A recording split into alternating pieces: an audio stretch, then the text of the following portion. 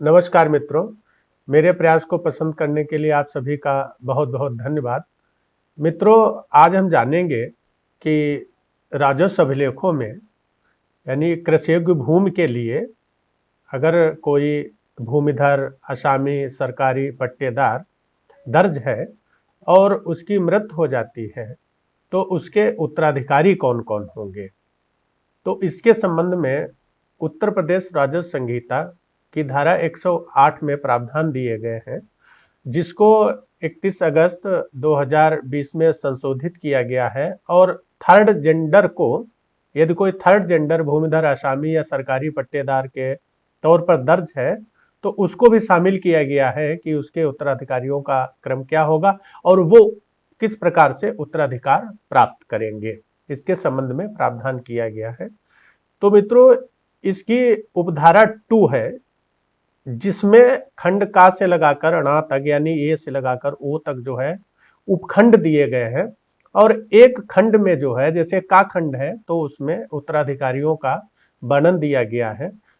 और ये भी प्रावधानित है कि यदि खंड का में जो उत्तराधिकारी दिए गए हैं, जैसे विधवा है, पुत्र है, थर्ड जेंडर है, अविवाहित पुत्री है, तो अगर ये लोग मौजूद हैं तो एक खंड के उत्तराधिकारी यानी ये सब जो है समान अंश में प्राप्त करेंगे। और यदि खंड का के उत्तराधिकारी जो उसमें वर्णित है नहीं है तो फिर आगे जो है खंड खा के उत्तराधिकारी प्राप्त करेंगे। यदि खंड खा और का के उत्तराधिकारी नहीं है तो गा के प्राप्त करेंगे। इसी प्रकार से नीचे श्रेणी में चलते चले जाएंगे। ऊपर की श्रेणी के अगर व्यक्ति नहीं मौजूद है तो नीचे की श्रेणी को उत्तराधिकार मिलेगी। अब देखेंगे कि उपधारा 2 जो है उसका उपखंड का जो है उसमें उत्तराधिकारी जैसे विधवा है, थर्ड जेंडर है और अविवाहित पुत्री है और पुत्र है, तो अगर ये इतने लोग मौजूद हैं तो उनको समान अंश में मिलेगा।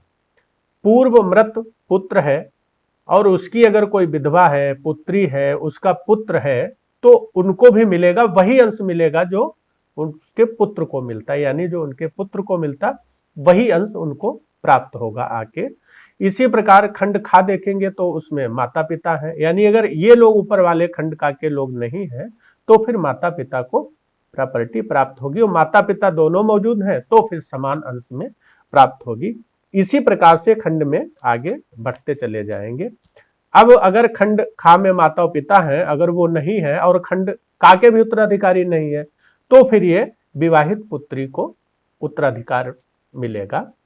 अब अगर विवाहित पुत्री भी खंड गा में नहीं, खा में भी नहीं, काम का के उत्तराधिकारी भी नहीं है तो फिर घा के उत्तराधिकारी आएंगे, यानी भाई है, अविवाहित बहन है, थर्ड जेंडर सहोदर भाई या बहन जो क्रमशः उसी मृत पिता के पुत्र और पुत्री थर्ड जेंडर संतान हो, और पूर्व मृत भाई का पुत्र, अविवाहित पुत्री, थर्ड जेंडर संतान जब पूर्व मृत भाई उसी मृत पिता का पुत्र हो, अगर ये लोग मौजूद हैं तो फिर समान अंश में प्राप्त करेंगे।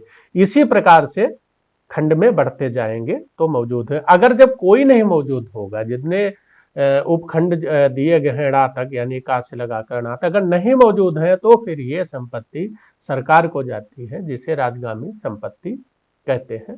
तो मित्रों, आज के लिए इतना ही। अगर हमारा प्रयास अच्छा लगे तो लाइक एवं शेयर जरूर करें। धन्यवाद।